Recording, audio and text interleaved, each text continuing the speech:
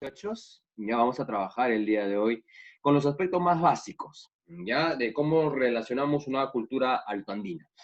Para esta situación ya hay aspectos básicos. La alta cultura, porque hay un término denominado la alta cultura, es aquella sociedad que ha alcanzado, por decirlo de esta forma, un elevado complejo nivel de desarrollo, ¿ok? La cual se expresa a través de lo político, de lo social, de lo económico, de lo religioso y de lo cultural. Cuando nosotros hablemos de altas culturas, estamos hablando de civilizaciones, de pueblos que alcanzaron un máximo desarrollo, ¿ok? Cuando en el examen, en la práctica, yo te pregunte qué cosa es las altas culturas, pues son pueblos, civilizaciones que han alcanzado un máximo nivel de desarrollo en lo social, político, lo económico, lo religioso y lo cultural, ¿ok?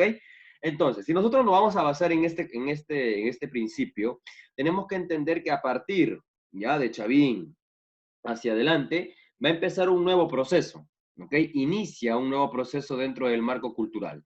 Y para esto vamos a tener que entender lo que es periodización y clasificación. En este caso vamos a ver lo que nos dice John Roth. Tomaremos como base el criterio sobre lo que es un horizonte y lo que es un periodo intermedio. ¿Ok? Para estudiar las altas culturas tenemos que entender esto, porque, por ejemplo, si te dicen, ¿dónde, en qué periodo de la historia apareció el Imperio Inca?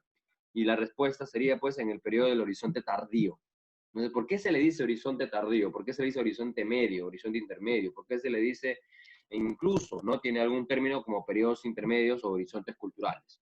Vamos a tener que entenderlo. Ahora, acá hay dos propuestas. Vamos con la parte del horizonte cultural. Lucas, ayúdanos con la lectura, por favor, de horizonte cultural. Disculpe, profesor, hay mucha bulla en mi casa como para leer. Entonces le vamos a dar paso a nuestra amiga Abigail. A ver, Abigail. Abigail de Abril, ayúdanos, por favor. ¿Qué entendemos por horizonte cultural? A ver. Ok, profe. Horizonte cultural. Es el periodo de la alta civilización andina caracterizado por el surgimiento de estados panperuanos que imponen su hegemonía cultural sobre un vasto territorio de los Andes centrales. Implica supremacía cultural de un pueblo sobre muchos.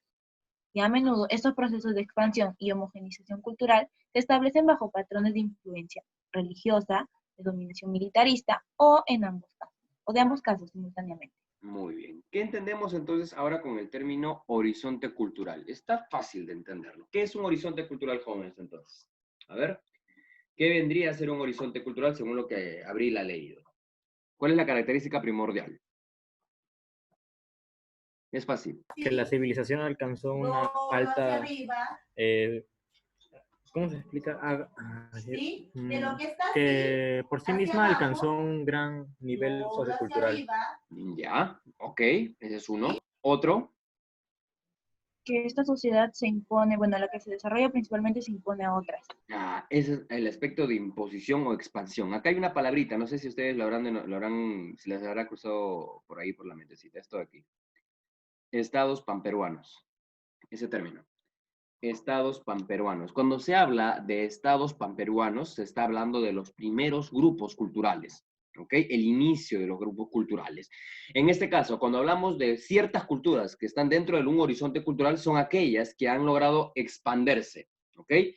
Y para esto implica una supremacía de cultura. ¿Qué significa esto? Que ha sido influenciable o ha influenciado sobre los demás pueblos y ha llevado su cultura, su modo de vida, su modo de política, su modo de religión y se ha expandido.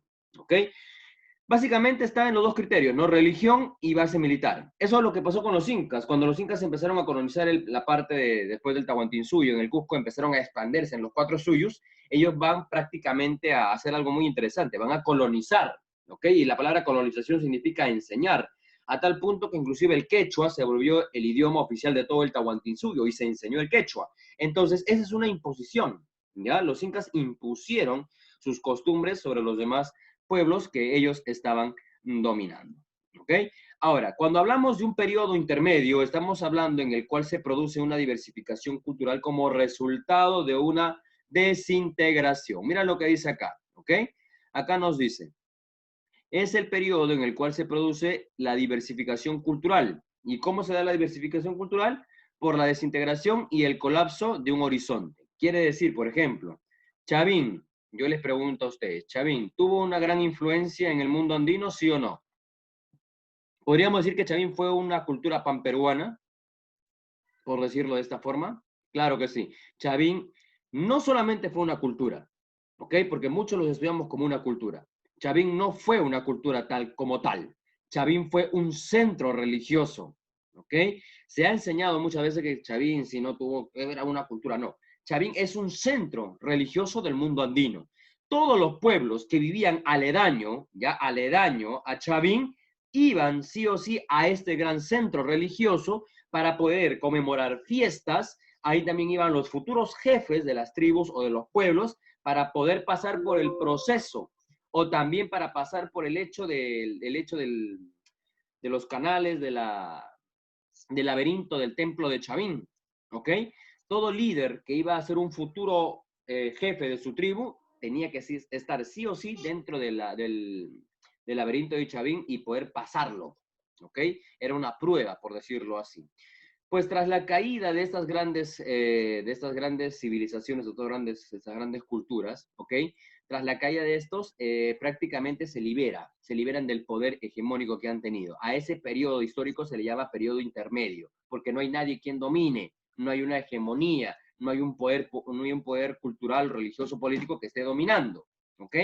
Cuando hablamos de horizontes, cuando hablemos de culturas dentro de los horizontes, estamos hablando de culturas dominantes, por decirlo así. Y cuando hablamos de periodos intermedios, es donde no hay una cultura que domine, no hay una cultura que se expanda.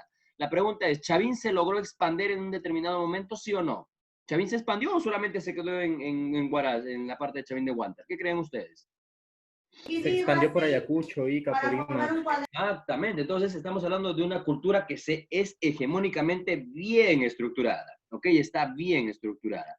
Entonces, ante esa mosiva, entonces ya entendemos. Horizonte cultural, ya son culturas o civilizaciones con gran poder militar religioso.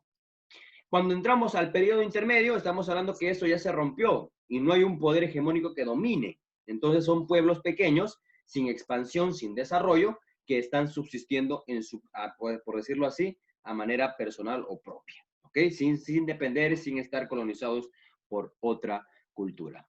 Bien, entendido esta situación, tenemos que ver el proceso máximo, ¿ok? El proceso máximo de estas partes culturales. Por ejemplo, en esta situación, ejemplo claro, lo vemos acá, ¿ok?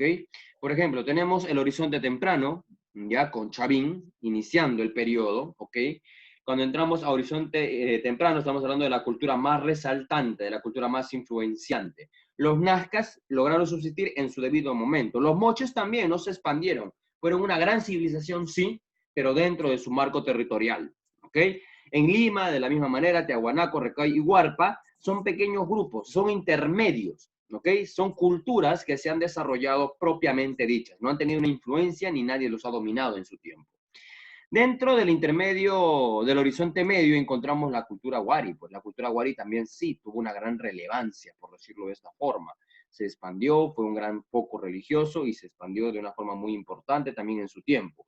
Y ahí entramos en el periodo intermedio, ¿no? El intermedio tardío, que encontramos ahí a los chimúa, a los chinchas, los chancas, los chancas, que son muy diferentes, los quechuas, el sicán, el ichmay, el huanca y los aymaras. Pueblitos que vivieron su vida a su manera, ¿no? Porque no había en ese tiempo un pueblo que nos dominase. Y cuando entramos al intermedio tardío, ya entramos al otro punto del apogeo, ¿no? Los incas. Esto sí es algo más extenso. Espero que a través de la imagen hayas podido dar cuenta más o menos de cómo estamos relacionando, ¿no? Muy bien. Me imagino que sí se ha podido entender hasta este punto. Pero vamos a lo que nos viene, a lo que nos prima, a lo que tenemos que analizar. Cultura Chavín, la cultura madre. Según el señor Julio César Tello, la cultura matriz. ¿Está en la razón o no está en la razón el señor Julio César Tello, quinto de secundaria? ¿Qué No, piensan profesor, no lo ustedes? está. Ok, vamos a ver las razones. Cuando respondamos, ¿cuáles son las razones, Luquitas? Dame tus razones, hijo. Bueno, porque antes de, perdón por la bulla, antes de Chavín existió Caral, y Caral fue en realidad donde nació todo, porque ahí hasta se encontraron cosas que posteriormente se usaron en el imperio de los incas, por decirlo así, la que en realidad es la cuna de todo, y está comprobado científicamente y arqueológicamente, es Caral, ya que como usted dice, Chavín no es como una cultura en sí, terminó siendo únicamente un centro ceremonial donde todas las demás culturas iban a reunirse. Excelente, señor Calle. La respuesta que usted me ha dado es recontra asertiva y 100% realista y bien fundamentada. Esas son las respuestas que uno siempre desea escuchar. Caral viene a ser el centro, el punto, la madre de todo, porque recordemos, la textilería nace con Caral. No será una textilería perfecta, pero te dio las bases a través del algodón. Su cerámica no habrá sido una cerámica pues muy potenciable, ¿no? Pero ya te dio nociones de utilizar la arcilla. En cuanto a lo que es, por ejemplo, la música, ¿no? En Chavín también había música, sí. En Caral utilizaban las flautas, en este caso de guanacos, pero cuando entramos a Chavín se utilizaba el pututu, ¿no? Entonces, pero ya tienes una noción de música, ¿no? Ya tienes una noción de música. Otra cosa, ¿qué más podemos haber aprendido de Caral?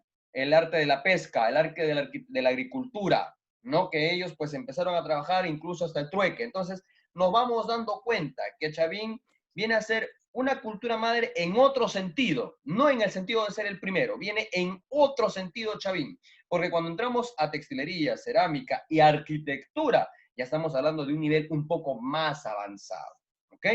Chavín, cronológicamente existe del año 1300 al 300 antes de Cristo. Julio César Tello lo denomina como el antiguo Perú, o también conocida como la cultura madre o la cultura matriz. Esta civilización fue fundada también, o estudiada, perdón, por el señor Bennett Amat y el señor Lumbreras, Luis Guillermo Lumbreras. Ambos estudiaron esta y hasta el día de hoy todavía sigue estudiando esta cultura que es muy relevante, ¿ok? ¿Dónde está ubicado Chavín? Chavín está ubicado en el lugar pues, de Chavín de Huántar, la provincia de Huari, en el departamento de Ancash, ¿ok? Está en el departamento de Ancash. Y justo tiene dos fuentes hidrográficas. Tenemos el río Mosna y el río Huachesca, justo en el callejón de Conhucos, ¿ok? Conhucos. Entonces, Julio César Tello va a hacer una investigación y cuando vamos a entrar a la estela de Raimondi, al obelisco de Tello, ¿no? Te vas a dar cuenta, y al lanzón monolítico te vas a dar cuenta que todo es una fragmentación antropomorfa, muy interesante. Eso es algo muy interesante que vamos a estudiar el día de hoy, ¿ok? Ahora, aquí lo tenemos, pues, aquí lo tenemos, ¿no? La extensión de cómo esta civilización se empieza a desarrollar, se empieza a expander. Entonces estamos hablando de un primer horizonte, de una primera cultura con grandes, por decirlo así, con grandes acontecimientos y con grandes desarrollos. En este caso, extensión. Por el norte se iba hasta el río Tumbes, por el sector de Cajamarca. Por el sur, el río Grande, en Ica, y Ayacucho y Apurímac, que estaban prácticamente bajo la merced o la influencia de los grandes Chavín. Por el este tenemos el río Marañón y las naciones del Guayaga, y por el oeste tenemos la costa norte y el océano Pacífico. Todo lo que tú ves de rojo es Chavín, ¿ok? Es Chavín en el mapa. Pero lo que está en un color rojo más claro, por decirlo así, medio rosa, es la influencia que llegó la cultura Chavín, el centro teocrático Chavín. Entonces, podemos decir que esta civilización, esta pequeña cultura, no tan pequeña, tuvo una gran relevancia, ¿ok? Tuvo una magnífica relevancia en su periodo y en su tiempo. Lógicamente, con las bases ya traídas de Caral, ¿no? En base a eso, empieza a fundarse esta gran cultura. Pero bien, a lo que venimos. Organización. En lo político, pues es un Estado teocrático. ¿Qué significa la palabra teocrático, jóvenes? Teocrático. Que dominan según el nombre de Dios. Exactamente. Como no hablamos de un Dios cristiano, no hablamos de un Dios católico, entonces la palabra teocrático viene de las deidades. Claro que sí, muy bien. Entonces estamos hablando que también en este caso, al decir un estado teocrático, ya en este caso los sacerdotes, no te olvides, acá no hay rey, acá no hay monarca, acá no hay un príncipe, no, aquí hay sacerdotes. Y los sacerdotes gobernaban en Chavín, ¿ok? En este caso, pues la religión fue el medio. Mira qué interesante, esta parte me gusta, ¿no? Y esto también se vio en la Edad Media, así al igual que la Iglesia Católica. Mira, la religión fue el medio de dominación. Mira qué interesante. Te das cuenta que cuando hablamos de aspectos divinos, de aspectos religiosos, siempre suele ser un poco más centralista, ¿no? Y la gente es un poco más susceptible a este tipo de temas. Entonces, los Chavín van a utilizar el medio de religión, ya el medio religioso, perdón, para poder dominar los sectores, ya, y de esa forma tenerlos bajo su influencia. En este caso, también, aquí, mientras en Caral no había ejército, aquí sí tuvieron un ejército y también utilizaron mucho el arte. ¿Ok? El arte, que eso lo vamos a fragmentar. Utilizaron bastante el oro, el uso de la metalurgia, la vestimenta, o sea, ya estamos hablando de algo más desarrollado, por decirlo así. Mientras Caral también, por su lado, dio las bases y el fundamento, por decirlo de esa forma, al desarrollo de las futuras y en este caso de las futuras generaciones culturales. Aquí tenemos al sacerdote, ya había un sacerdote principal con ciertas características, ¿no? Ellos se querían asemejar a las criaturas antropomorfas que ellos habían creado, porque ellos lo crearon, ¿ya? Y pues en este caso, desde el rostro, desde su corona, hasta todo lo que tenía en su piel y en su telar, en este caso en su vestimenta, todo era un reflejo religioso. Pues los chavín tenían esa connotación, entonces de una u otra manera era la forma más eficaz, por decirlo de esta forma, para poder contrarrestar alguna rebelión por ahí inclusive. Ahora, en los grados sociales, pues las escalas sociales eran muy interesantes. Ya existía, en este caso, la sociedad integrada por sacerdotes, la primera casta social. Ellos eran los representantes de los dioses, quien pues fue la clase dominante. Luego seguían los artesanos. Ellos eran hombres dedicados a los trajes reales, al trabajo con metales y a la cerámica. A los artesanos se los consideraba como hombres dotados, ya hombres que los dioses le dotaban con esa habilidad, con ese arte. Luego tenemos los campesinos, ¿no? Los cuales están organizados por Ayus. Se recuerda, Caral funda los Ayus, Chavín los administra, o los absorbe, perdón, y pues los sigue utilizando, ¿no? Qué interesante. Y en los guerreros, pues estaban integrados por fuerzas, en este caso represivas, y que estaban siempre al servicio de la clase dominante. Lo utilizaron para poder expandirse, ¿ya? Ellos tenían un aspecto religioso, pero también a la vez militar. No solamente se basaban en las partes de las deidades. Para tener fuerza, pues para poder reprimir alguna rebelión o alguien por ahí, pues el ejército o los guerreros eran los encargados, por decirlo de esta forma. En este caso, cuando hablamos del departamento de Ancash, estamos hablando de un lugar donde pues es un sector agrícola muy productivo, ¿ok? Un sector agricultor muy productivo y bien desarrollado.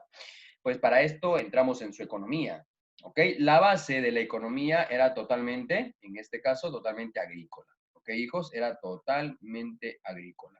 Ellos usaron esto de aquí, que a posterior los incas lo van a perfeccionar, los famosos canales de irrigación, ¿ok? Emplearon el excremento humano y el excremento animal como un uso renovable, ¿ok? Como un uso renovable para lo que es el fundamento de la agricultura. Ellos van a destacar las chacras, ¿ok? Van a utilizar este punto como para poder hacer mejor el desarrollo de la producción agrícola. Los sacerdotes van a controlar los medios de producción. Como clase dominante, ellos estaban pues al mando de todo esto. Y el pueblo pues trabajaba y cultivaba y pagaban, como decir, los tributos, lo que vendría a ser los impuestos, ¿no? Ellos pagaban el maíz con maíz, ellos pagaban con papas, con quinoa, con payar, algodón, yuca y camote, que es lo que producía en exceso esta región. Entonces, la clase dominante observaba, miraba cómo ellos trabajaban la tierra y ellos pagaban su tributo, y ese tributo era un impuesto a la clase alta, y pues era como una ofrenda, por decirlo así, y estaba siempre al servicio de esta, ¿no? Entonces la agricultura era el método que ellos van a utilizar y que los incas en su tiempo, en su momento, lo van a perfeccionar también. Bien, listo. Entonces ya tenemos política, ya tenemos sociedad, ya tenemos economía. Ahora, ¿qué es lo que nos faltaría en este punto nosotros visualizar? Nos faltaría analizar pues las esculturas, ¿no? Lo que más nos ha llamado la atención a través de los grandes estudios antropomórficos. La escultura fue lítica. ¿Qué significa la palabra lítica, jóvenes? Porque eso va a De venir en los piedra. exámenes. No te confundas, que no te confundan. En los exámenes de admisión vienen, ¿no? En este caso, ¿qué tipo de escultura tuvo Chavín? ¿No? Entonces ahí te van a poner alternativas. Y entre una de ellas te van a decir es lítica. Y cuando es lítica es porque se trabaja en piedras, ¿ok? El trabajo en piedras. Vamos a encontrar estelas, monolitos, esculturas, ¿no? Con el fin en este caso, y cada una de estas tenía por decirlo así, tenía una representación, ¿ya? El anzón monolítico representa al dios jaguar, pero profesor, el jaguar no vive en la sierra del Perú. ¿Cómo es que tuvieron la topología de tener un jaguar aquí? ¿O cómo llegó un jaguar? Chavín tuvo una influencia de la Amazonía, ¿ok? Tuvo una influencia de la Amazonía. E incluso las serpientes también están bordeadas en esa situación. La estela de Raimonde, descubierto por Timoteo y representado al dios Viracocha. Qué importante, dios Viracocha, que con el tiempo también se va a hacer representativo de otras culturas. ¿Ok? El obelisco de Tello, descubierto por Trinidad Alfaro, mide según Tello una representación del dios hermafrodita de los cocodrilos degollados de un pez felinoide. Entonces, en ese obelisco de Tello vamos a encontrar, pues, felinos, cocodrilos, peces, en una mezcla conjunta, por decirlo de esta forma. Lo que más nos llama la atención son las cabezas clavas, ¿no? Adornaban las fachadas del exterior del templo, del Chavín de Huántar. Actualmente solamente queda una, en una conservación única. Las demás, pues ustedes saben, los huaqueros siempre se las llevan o las maltratan, o la erosión del tiempo también. Y en este caso, pues se encuentran los rasgos felinos, ¿ok? Esas cabezas clavas eran trofeos de las tribus selváticas, una representación de triunfo, ya era una representación de triunfo. Y ahí se encontraban animales, se encuentran serpientes, se encuentran cabezas humanas. Servían como una tipología de adorno, pero también servían como para poder contrarrestar a los malos espíritus, ¿ok? Luego hay una estela, aparte de las más importantes, tenemos otras estelas, ¿no? La estela de Yauya, que representa a un ser ictoforme en forma de pez, el guerrero de Sechín, que representa la vida militar en la época de Chavín, la estela de Gotuch, que es representada en la topoformía, y la estela de Cóndor, que representa un ave rapiña, que viene a ser un ave representativa de la Sierra Andina. Entonces, cada una de las esculturas va a tener una noción religiosa, ¿ok? Porque recuerda, todo lo que hacía Chavín era dominar a través de la religión y suprimir las rebeliones con el ejército. Entonces, para esto, nosotros tenemos que analizar, y lo tenemos acá, pues, ¿no? En este caso, el lanzón monolítico ya estaba ubicado en la parte céntrica del templo de Chavín subterráneo. El templo de Chavín no era en la parte normal donde las personas vivían, sino estaba de forma subterránea. Y esto pues tiene una representación de un animal, ¿ya? Porque si ustedes son más visibles, acá podemos visualizar la vista de este animal, acá están sus dientes, sus boca, y acá está su colmillo, ¿ok? Tiene forma humana porque también tiene una nariz, ¿ya? Una nariz no. Aquí hay serpientes, estas son serpientes que recorren toda su cabeza. Entonces nos damos cuenta, y acá están los brazos, si te das, pues, acá están las manitos y están los brazos, ¿ya? Entonces tú dirás, pues, profesor, pero qué raro, ¿no? Sí, eso es antropomorfismo, pues es la mezcla, ya es una mezcla combinada. En este caso, la estela de Raimondi también, ¿no? Encontramos a un animal muy, muy interesante dentro de lo que si vemos la imagen aquí, ¿no? Acá, pues, vemos la cara de alguien, ¿no? O también aquí. Si tú lo miras al revés, si volteamos la pantalla al revés, te vas a dar cuenta que aquí también puedes encontrar, aquí está el rostro de ciertos animales. Acá, si lo miras al revés, ¿no? Aquí tienes el rostro general de este ser, con dos báculos, determinando autoridad, tiene garras, ¿ya? Tiene garras, tiene cuerpo humano porque tiene bracitos, tiene piernas, y estas de acá son serpientes, ¿ya? Son serpientes, mira acá las serpientes. Entonces es como una corona, ¿no? Del dios Viracocha, de un dios temido, de un dios muy, muy, muy temido en ese tiempo. Y pues en este caso es una representación que se puede ver. En la estela de Raimondi luego vemos el obelisco de Tello. Desmenuzado lo puedes ver de esta forma, ¿no? Aquí encontramos una serie y sin número de animales, personas, por ejemplo, un cocodrilo. Profesor, yo no veo nada, acá yo veo un cocodrilo.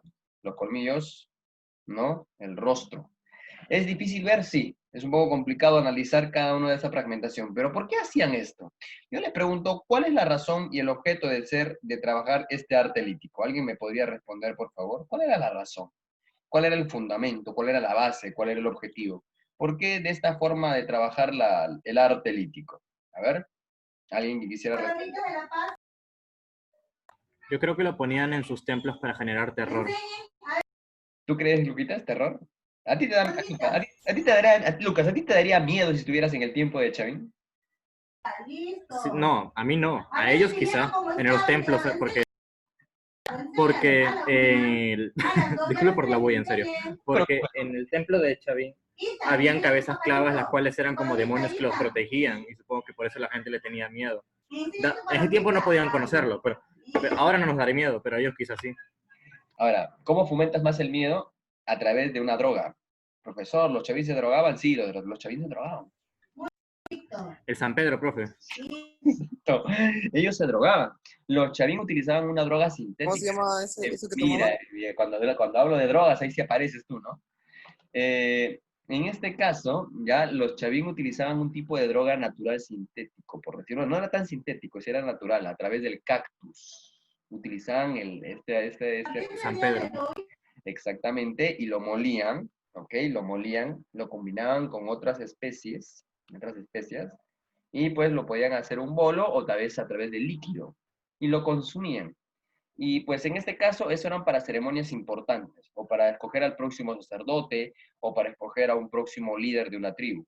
Le hacían beber, y mientras el hombre caminaba por el laberinto, pues veía todo el laberinto fragmentado de imágenes iconográficas antropomorfas, y pues esas imágenes, pues cuando tú estás drogado, la ves en 3D, pues, ¿no? La ves como si estas estuvieran y tuvieran vida, ¿no? Entonces, pues, lo que tenían que, ¿cuál era el objetivo de ellos? Encontrar el lanzón monolítico. Y si encontrabas el lanzón monolítico, pues el lanzón se veía en una forma, pues ya tú te imaginarás, ¿no? Yo sé que alguna vez tú has estado en una de esas, habrás visto, ahora te habrán contado de cómo es que se puede sentir esto, ¿no? Entonces, ellos prácticamente veían estas situaciones de esa forma. El terror y el miedo era parte de, ¿ok?